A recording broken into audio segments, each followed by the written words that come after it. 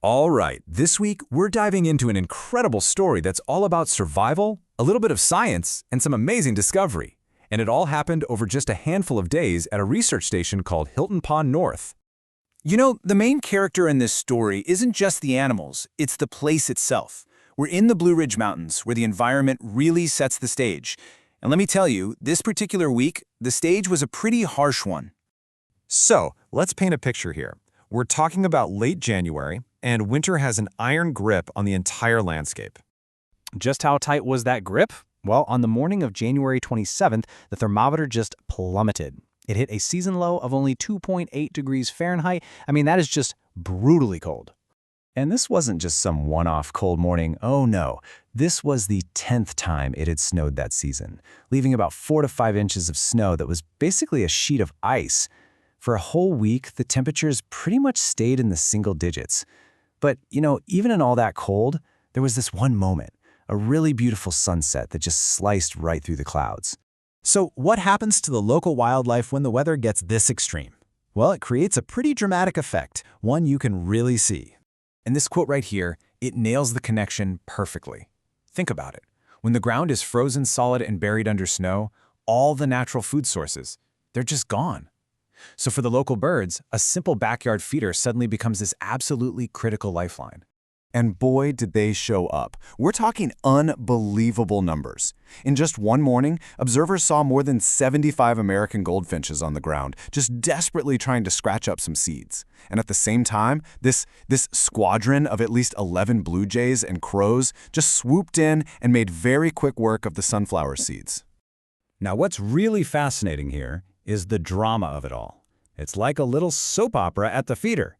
First, you get the small, nimble birds, the chickadees, the titmice. They dart in for a quick bite. But then, they get muscled out by a bigger, more aggressive red-bellied woodpecker. But even he can't hang on when that big squadron of jays shows up and decides, nope, it's our turn now. But here's the thing. All this frantic activity is more than just a cool thing to watch. For the researchers at Hilton Pond North, it's a golden opportunity. It's a chance to dig deeper and see the scientific story that's happening right in plain sight. And this leads to a really interesting question. I mean, when you see a bird at your feeder, have you ever wondered, is that just some random bird passing through, or could it be the exact same one you saw last year and the year before that? And how on earth would you even know? Well, the answer is a technique called bird banding. It's pretty straightforward. Scientists safely catch a bird, they put a tiny, lightweight little band with a unique number on its leg, and then they let it go. So if that bird ever gets caught again, that little band tells its whole life story, where it's been, how old it is, and whether it keeps coming back to the same spots. And the data from just this 1 week shows you how powerful this is. They recaptured several birds they had banded before. I mean, look at this. An American goldfinch they first banded almost 2 years ago is back, and he's now a 4th-year male. A white-breasted nuthatch from late 2024, now a 3rd-year male. This is hard evidence that these birds have what's called site fidelity. They remember the specific place, and they make a point to come back. And this is no small operation. Since they started back in March of 2024, the researchers at Hilton Pond North have banded over 3,400 individual birds. Every single one of them adds another little piece to this giant puzzle of bird behavior and survival. So you've got these dramatic natural events and this long-term science, and they both lead us right to the biggest news of the week, a totally new way for all of us to watch this story play out.